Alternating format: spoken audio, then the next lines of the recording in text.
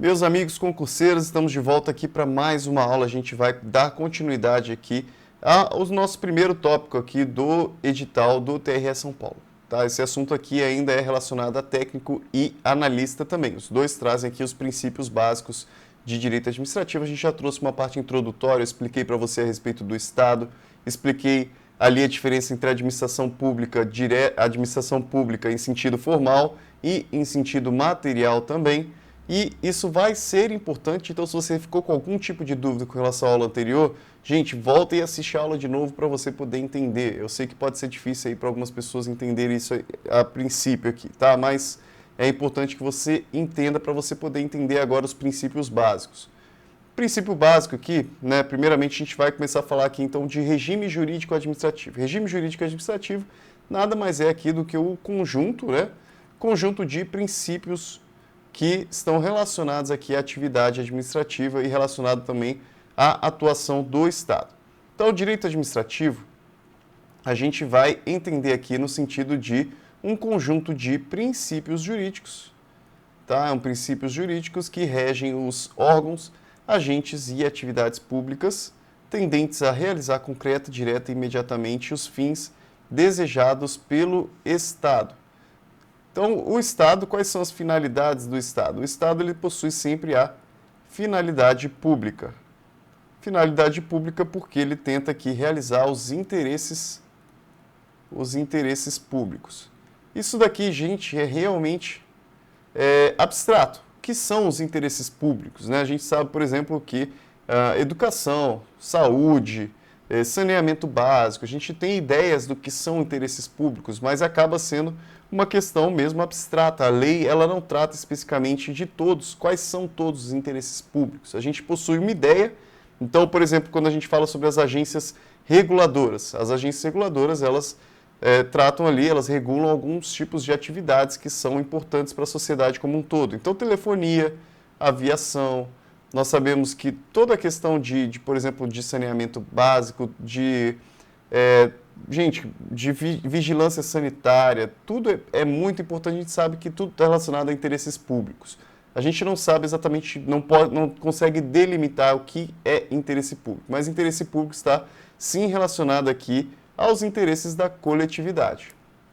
Então, aqui quando a gente fala em direito administrativo, a gente está querendo saber quais são esses princípios, quais são essas regras que estão limitando a atuação ou então permitindo a atuação do Estado nesse sentido. Primeiramente, princípio, a gente tem que diferenciar princípio de regra. Ambos são, e eu coloquei aqui, ambos são normas jurídicas. Tanto princípios quanto regras são normas jurídicas, mas um é diferente do outro. Quando a gente fala sobre princípio, a gente está falando sobre aqui mandados de otimização, a gente está falando sobre valores, a gente está falando sobre regras mais amplas, tá? Quando a gente fala em regra, a gente está falando sobre aquelas situações, o artigo está dizendo que você tem que fazer tal coisa. Você tem que fazer tal coisa, trata daquela situação de tudo ou nada, ou você faz ou você não faz. Só tem como você realizar aquilo ou não realizar aquilo. Se a gente colocar aqui algum exemplo, então vamos dizer que existe aqui uma regra que você não pode construir um prédio acima de 3 andares. Isso daqui é uma regra propriamente dita. Você não pode construir acima de 3 andares, tá? Isso daqui existem regras nesse sentido, às vezes no litoral, para permitir que haja uma circulação de ar maior ali na cidade, daquele ar que vem do litoral, que vem do mar. Então existe às vezes essa obrigação de não poder construir um prédio maior do que tal altura. Isso daqui é propriamente, gente, uma regra, tá?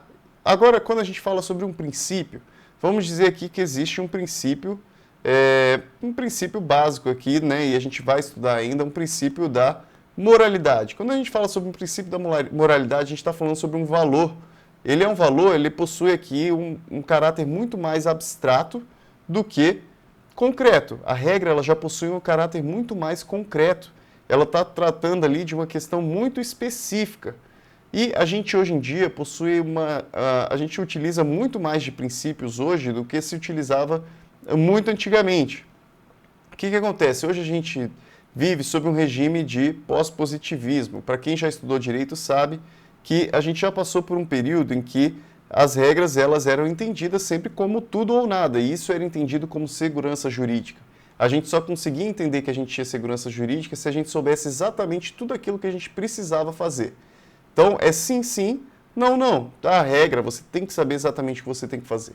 Só que esse tipo de sistema, que a gente chama de positivista, ele sofreu um grande colapso. Porque o que acontece? Durante o período do regime nazista lá na Alemanha, eles possuíam, sim, regras de direito. Existia um Estado de direito. E eles seguiam regras. E o que aconteceu? Gente, durante esse período, as regras, elas delimitavam o seguinte, olha, tudo que o Führer falar, né, tudo que o Hitler disser, vocês devem seguir. Então as regras eram claras, você segue ali o seu comandante máximo, que é o Hitler.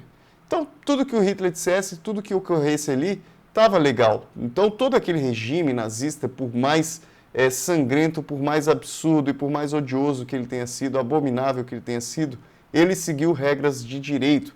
Então ali houve um grande colapso do Estado de Direito, houve um grande colapso do sistema positivista, que dizia, olha, positivista por quê? Porque é o que está posto, é a regra posta na lei. Se está escrito na lei, você tem que seguir. Basicamente é o que o sistema positivista fala, que, lógico, né? Resumindo muito para você, né? Tem uma discussão gigantesca aqui a respeito do assunto. Quando a gente fala em pós-positivismo, a gente está falando de um momento posterior aqui ao positivismo, a gente está falando de uma adaptação do positivismo. É lógico que as regras ainda elas são extremamente importantes, elas são muito relevantes, mas hoje no nosso ordenamento jurídico a gente coloca princípios como, por exemplo, dignidade da pessoa humana. A gente tem hoje como um princípio extremamente forte, talvez aqui o princípio mais forte dentro do nosso ordenamento jurídico, que é o princípio da dignidade da pessoa humana. Então, ainda que nós possamos, às vezes, ter regras, nós, quando conflitamos as regras, aí é a grande questão. Os princípios, né, eles, além de delimitarem como as regras devem seguir, eles também funcionam como normas também. Então, é possível que você aplique simplesmente um princípio. Tá? Então, por exemplo, quando o STF decidiu a respeito do nepotismo, que não poderia haver nepotismo dentro do serviço público, ele decidiu isso não de acordo com uma lei específica, ele decidiu isso de acordo com o princípio da moralidade, de acordo com o princípio da impessoalidade. Então ele falou, gente, não pode ter mais o cônjuge, não pode você simplesmente colocar ali o seu filho, o seu neto para trabalhar com você só porque ele é seu filho ou seu neto. Sem aqui abranger a questão técnica, você está simplesmente colocando porque ele é seu filho ou seu neto ou sua esposa. O STF foi lá e disse e fez uma súmula vinculante com relação a esse sentido.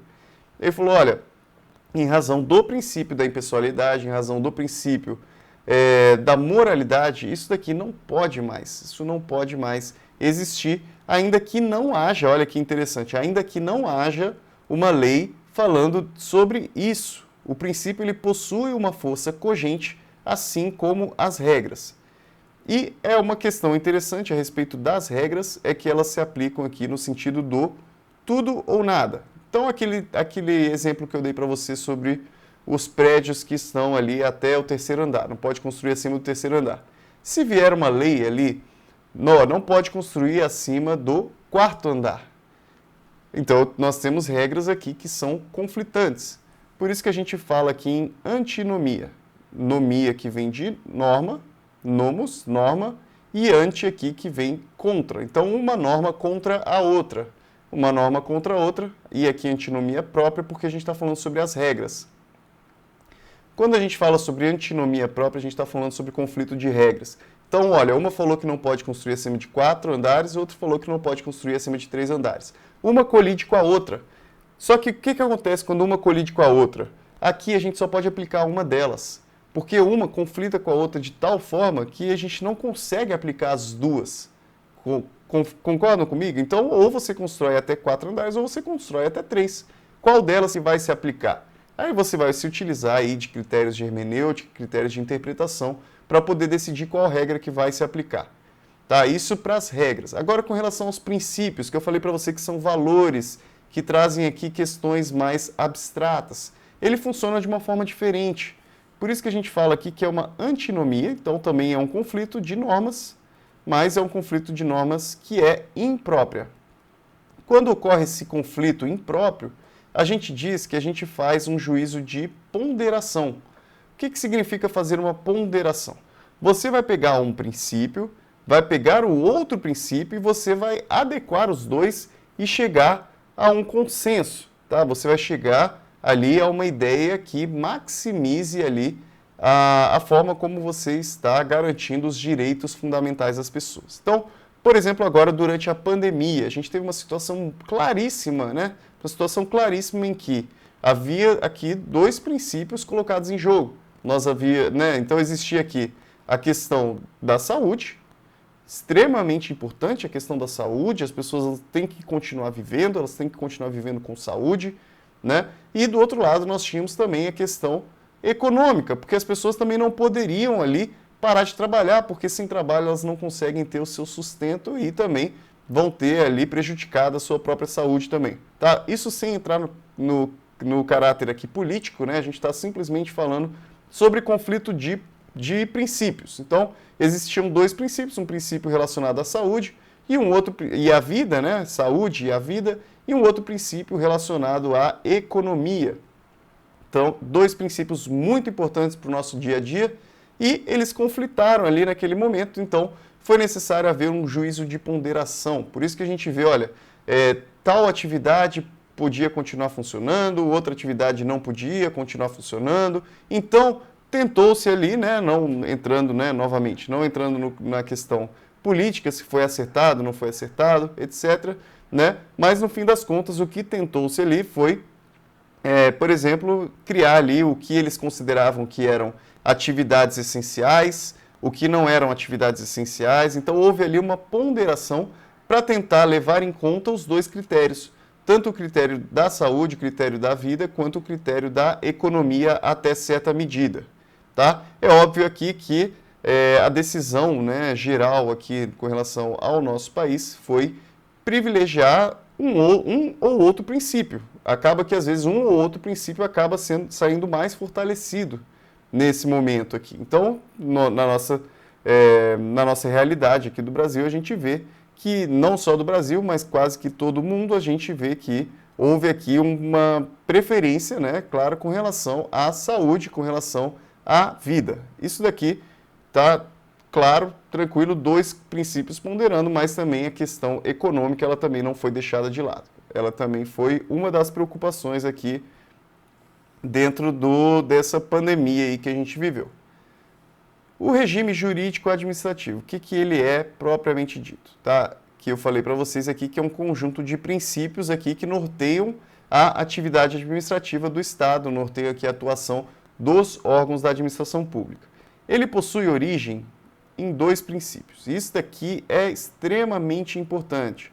Se você entende esses princípios aqui, você já dá um grande passo em direito administrativo, você já vai entender muitas coisas de direito administrativo. Então, esses dois princípios, eles são esses dois aqui. Princípio da supremacia do interesse público sobre o interesse particular e o princípio da indisponibilidade do interesse público. O primeiro princípio ele está relacionado a prerrogativas. O segundo princípio está relacionado a limitações. Vamos lá. Primeiramente, vamos falar sobre o princípio da supremacia do interesse público. Esse princípio aqui, e ambos os princípios aqui, eles são aqui a origem de todos os outros princípios relacionados a direito administrativo, eles são aqui a grande origem, mas os dois eles não são expressos, são princípios ali implícitos, né? Isso quer dizer que eles não estão escritos lá em nenhum lugar, eles não estão escritos na Constituição Federal.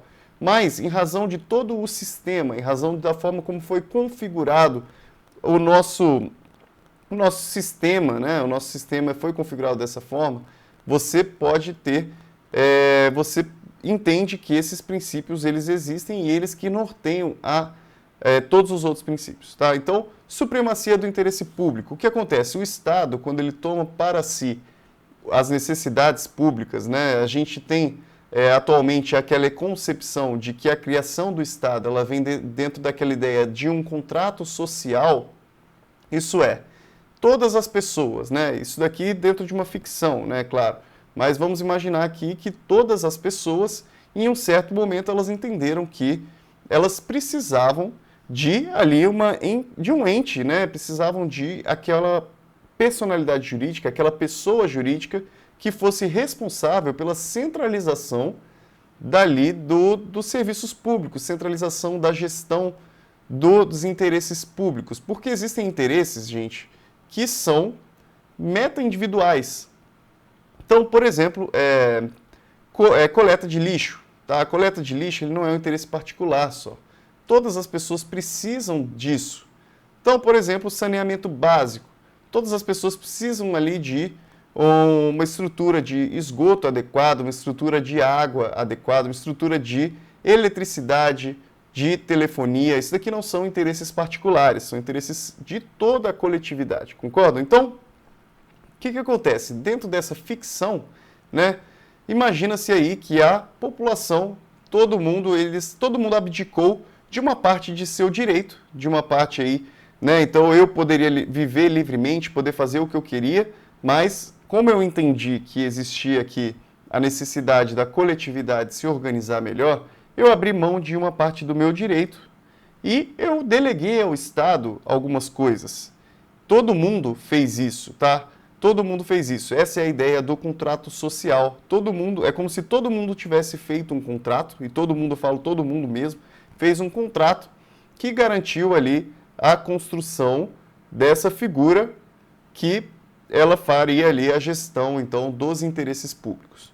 Essa aqui é a ideia, então, do princípio da supremacia, porque o Estado, como todo mundo delegou para ele uma parcela de sua liberdade, uma parcela ali de seus direitos, o Estado ele possui ali uma supremacia com relação à gestão ali dos interesses públicos. Então, o interesse público ele está acima do interesse particular. Então, digamos aqui que está conflitando dois interesses, um interesse meramente particular e um interesse público. A regra aqui que é o interesse público é que vai superar, ele vai ser mais importante do que o interesse particular. Isso daqui eu falo que é uma prerrogativa, porque prerrogativa é um sinônimo de um poder. Isso daqui é o que garante poder ao Estado, é o que garante dizer assim, ó, o Estado pode, por exemplo, em direito penal, ele pode punir as pessoas. Por quê? Porque a violência ela foi delegada por todas as pessoas ao Estado. Tá? Entendeu-se, né, que não faria sentido as pessoas ficarem fazendo ali justiça com as próprias mãos. Entendeu-se que era melhor que o Estado centralizasse ali a violência. Então, por exemplo, com relação ao direito penal, aqui tem o mesmo sentido de direito público também. Todo mundo delegou para o Estado ali a possibilidade de exercer a violência, então prender as pessoas, dar punição às pessoas em razão de ter cometido crimes, tudo isso aqui dentro do princípio da supremacia do interesse público. Aqui nós temos, né, também, princípio da supremacia, nós temos então, por exemplo, uma manifestação do poder de polícia. Aí, né, a gente ainda vai falar sobre o poder de polícia, mas você não pode confundir aqui com a polícia judiciária. Não é aquela polícia que vai vir e prender você. É uma polícia relacionada aqui à utilização de bens, a forma como os serviços são realizados. Então, vamos dizer lá que uma pessoa ela está vendendo ali produtos vencidos, produtos estragados. Então, beleza, o interesse particular daquela pessoa permitiria que ela vendesse aqueles bens vencidos. No entanto, como todo mundo abriu mão de uma parcela de sua liberdade para que o Estado tivesse essa supremacia e ele pudesse regular aqui, regulamentar os interesses públicos, o Estado vai lá e ele tem a prerrogativa, por exemplo, de apreender aqueles bens que estão vencidos, aqueles produtos que a pessoa está vendendo e que estão vencidos. Isso daqui totalmente dentro da ideia de poder de polícia, dentro da ideia de supremacia do interesse público, porque o Estado entende que vender aqueles produtos está violando o interesse público e o interesse público ele está acima do interesse particular. Uma coisa que a gente tem que distinguir, o interesse público ele se subdivide em duas hipóteses, duas situações. Então nós temos o interesse público primário e o interesse público secundário. Porque uma coisa é O interesse público que eu estou falando para você, né? A coletividade possui suas necessidades e esses interesses públicos eles estão sendo satisfeitos pelo Estado. Esse daqui é o interesse público primário. O outro interesse público, que aí já não é esse que eu estou falando aqui, dessa supremacia, eu estou falando sobre o interesse público secundário. O interesse público secundário está relacionado aos interesses que o Estado possui como pessoa. Então, por exemplo, o Estado possui ali uma necessidade de ter um imóvel, de realizar uma licitação para comprar um bem para ele. Isso daqui, ele está realizando situações que são, que ele está satisfazendo não necessidades públicas. Ele está sim satisfazendo necessidades públicas, mas na realidade ele está realizando as necessidades do Estado, entendeu? Ele não está realizando as necessidades propriamente da sociedade em si, ele está realizando ali as necessidades dele como pessoa jurídica. Então, quando ele começa a se equipar, por exemplo, embora indiretamente ele esteja, sim, visando o interesse público, ele está aqui, ele está se equipando, por exemplo, está comprando bens ali para ele poder estar melhor equipado. Ali ele está, às vezes, pensando no interesse público secundário, está pensando ali na organização administrativa. É lógico que quando há ali um conflito entre interesse público primário e secundário, o primário ele tem que sempre prevalecer, porque o fim último aqui, né, então o fim da administração pública é sempre aqui garantir os direitos da coletividade, tá? Então, isso daqui sempre vai ter que nortear o nosso estudo de direito administrativo. No entanto, a gente tem que tomar um cuidado, porque esse princípio da supremacia, ele possui uma limitação. E a limitação vem logo abaixo, que é esse da indisponibilidade do interesse público. Então, assim como foi dado, né, esse direito ao Estado, todo mundo abriu mão aqui de uma parcela do direito para dar para o Estado esse direito, o Estado ele também não pode abrir mão aqui de ter que correr atrás desses direitos. Tá? Então, ele não pode dispor, e dispor a gente diz aqui que é abrir mão, né, ele não pode abrir mão aqui da obrigação dele de buscar sempre o interesse público. O Estado ele não pode simplesmente ficar buscando os próprios interesses, ele tem que buscar o interesse público, então ele possui uma série de limitações também. Ele não pode simplesmente atuar da forma como ele quiser, ele precisa seguir regras. Então, por exemplo, licitação. Licitação seria um exemplo aqui claro de um tipo de indisponibilidade, porque ele precisa seguir essas limitações, essas regras que garantem, por exemplo, que o Estado ele vai efetuar a melhor compra para o interesse público, que é a melhor compra que vai ter ali o melhor preço, por exemplo, e vai garantir para a sociedade um melhor serviço, um melhor produto, etc. Então, a indisponibilidade do interesse público, ele não pode dispor desse interesse público que a gente falou. Com relação aos princípios, né, que a gente vai começar a estudar na próxima aula, mas eu já vou deixar aqui para você já ir lendo. Você pode ir lendo lá o artigo 37 caput da Constituição Federal, são os princípios expressos, são aqui, com certeza, os mais importantes para fins de prova. Então, na próxima aula, a gente começa aqui falando dos princípios especificamente, a gente vai falar de todos os princípios aqui expressos, e só falar rapidamente aqui sobre esses outros decorrentes da Constituição e outros que são implícitos também, e resolver depois duas questõezinhas que caíram já para a prova do TRE sobre princípios, tá? Muito obrigado, pessoal, por assistir até agora. Um grande abraço e até a próxima aula. Não esquece também de se tornar membro, tá bom? Um grande abraço.